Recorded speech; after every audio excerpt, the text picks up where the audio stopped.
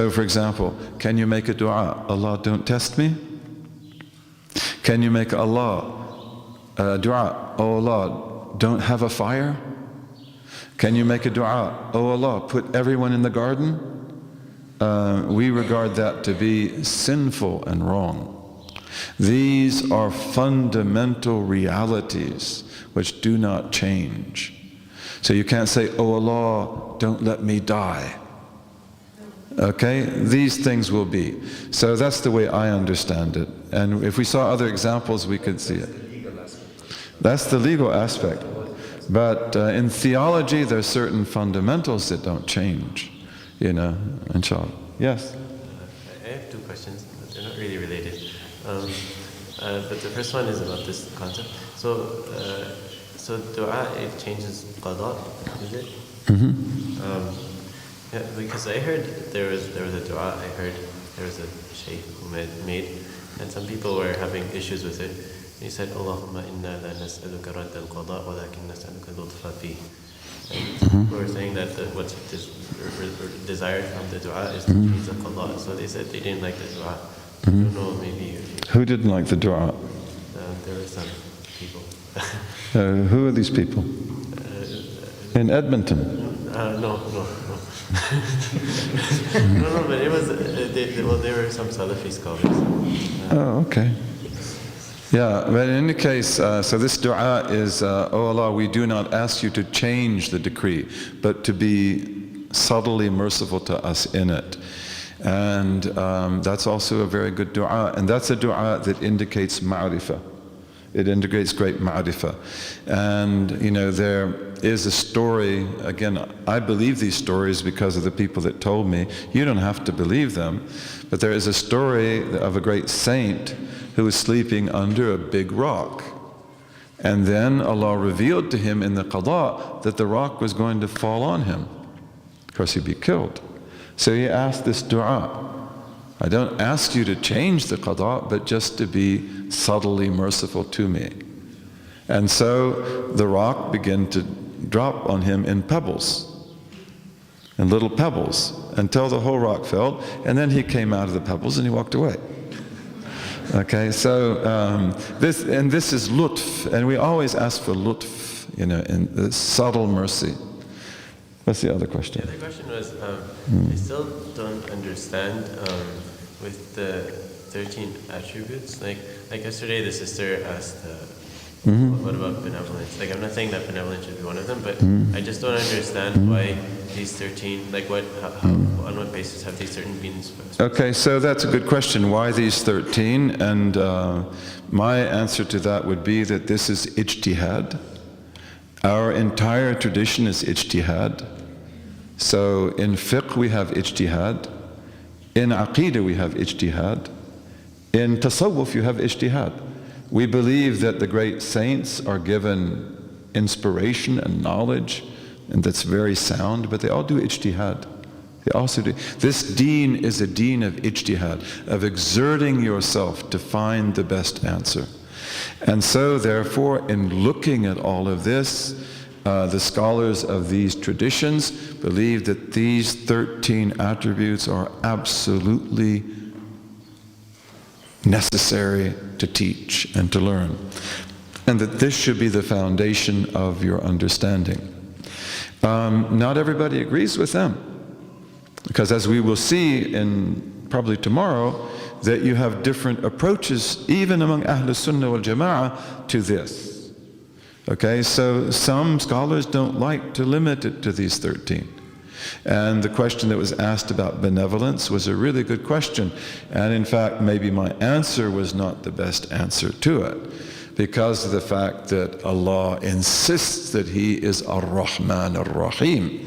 He insists that He is the all-merciful and the giver of special mercies. And mercy is definitely one of His attributes. But in terms of the 13 attributes, mercy is a function of will and power, because it is an act. So God acts mercifully. And you have many, many other attributes that will come under will and power. But one of the things that we will insist on, and this will come up inshallah tomorrow, is that God is utterly free to do in His creation whatever He wills. And He is good. We know that. The Prophet told us that. God is good. And He is merciful. He's Rahman ar-Rahim. But does that mean that the Mongols will not come out of Mongolia and destroy almost everything in Eastern Islamic civilization? So that cities like Nisapur and Tus, will no longer exist, and Ray, they will be leveled and burned to the ground, and Baghdad, which was one of the wonders of God on earth, will be burned, and all of its libraries will be burned, and the Tigris and Euphrates River will run black with burnt books for days and days on end.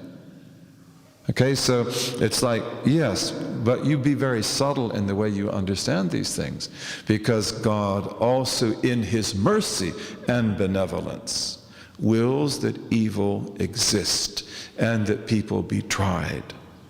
And you know your friends, and you know the things that happen to some of your friends that are so painful you can't even mention them, right? Okay, so God ordained that to be too. This is the ugly time we live in, by the way. It's a time when trusts are broken. To have a society, when you have a society when trusts are not broken, it's very difficult to break them. Very difficult to break them. And not to speak about myself, but I grew up, mashallah, in a good life. Never had any trouble. I had disease like polio.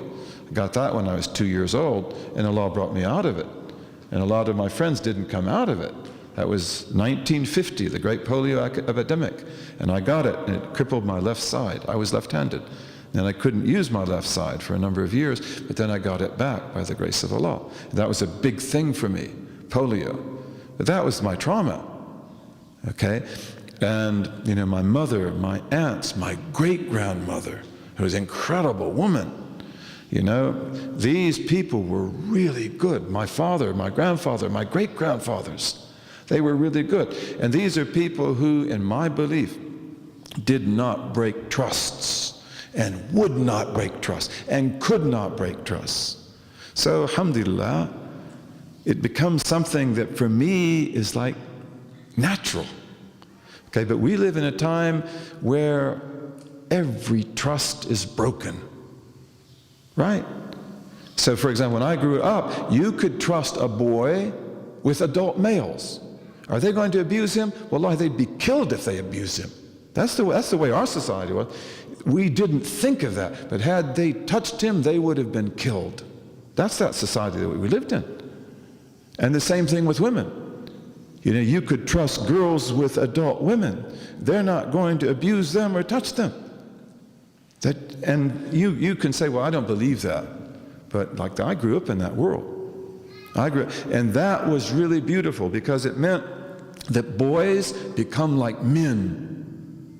Because you can be raised by men. They're not going to hurt you. They're not going to abuse you. Okay, you become strong. And you're not going to do that either. But once you break that trust, ooh. And we see that in the Muslim world today. We see it in the non-Muslim world today. Abuse, in the family. It's well known. And in Muslim families you find the same thing, the same filth. A father can't be trusted with his daughter. This is the end of the world. This is the end of the world, right? And that's where we live today, and we've got to put that back together. And then your children, inshallah, they know that trusts are kept. We don't break these. And once you begin to break trust, will you believe in Allah? Because belief is trust, right? It is trust. If you can keep a trust and you won't break a trust, then you also believe in the trust. But when we see that everybody breaks their trusts, everybody, even the scholars, ooh, then you've got filth. And we are really in the cesspool. And a lot of Muslims live that way today. And you may agree and you may not agree. And you may know and you may not know. But we hear those stories all the time. And we ask Allah to protect us and to make us strong and to bring us back to where we ought to be. Allah knew where to put His message, right? He knew where to, and the Arabs of the Prophet's time were good people, honest people, trustworthy people. That's why the message was put there. They had pride, they were extremely tribalistic, and they were good fighters. But they didn't lie, and they didn't bear false witness, and they didn't break certain trusts. And that's the way it was for a time. And then these things usually begin to break down. But we ask Allah to enable us to put things back. Islam is coming to life. And these communities in the West, which are a combination of people like yourselves, most of you, and the converts, this is the big secret in Islam. Because whenever you have that chemistry, then incredible things begin to happen. Then people begin to think this religion and to understand it in a way that they didn't before. The companions were all converts, okay? And a lot of the successors are converts. And some of the greatest things in Islam are from the chemistry of the convert coming together with the person who is born into Islam. The first book in Islam that was written as an original contribution is Kitab Sibawayh, the book of Sibawayh, which is one of the most beautiful statements of the Arabic language in its grammar and morphology that was ever written. And it's written by Amr ibn Qanbar, whom they called Sibawayh. Sibawayh. Or in Urdu you'd say Saib, right? You say Saib. Sibawayh. It means little fragrance of apples. Saib is apple, right? Bu is fragrance. But in Persian, Sibawayh. Little fragrance of apples. That's what his name was called. He dies before he's even 40 years old. Dies when he's about 32 or 33. He was very handsome, Persian, very intelligent. And his sheikh is Khalil ibn Ahmad al-Farahidi. And then he takes from Khalil all the secrets of the Arabic language, and then with his Persian mind, he puts down that there are 3 parts of speech, and that the name is a word that indicates a complete meaning in itself, but is not connected to time. Where are we going? And a verb, you mean a noun is not a person, place, or thing? Like, that's not a definition, that's an illustration. Like, you don't know what a noun is, do you? Well, it's a person, place, or thing. No, give me a definition. Don't give me examples. Say, no, a name or a nominal is a word that indicates a complete meaning in itself and is not tied to time or tense. And a verb is a word that indicates a complete meaning in itself and is tied to time or tense. And a particle is a word that indicates a meaning in other than itself. Wow.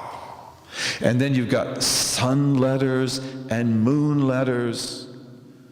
Why do you have to make it so beautiful? Right? Why do you have to make it so tempting? Why do you have to make it so metaphysical?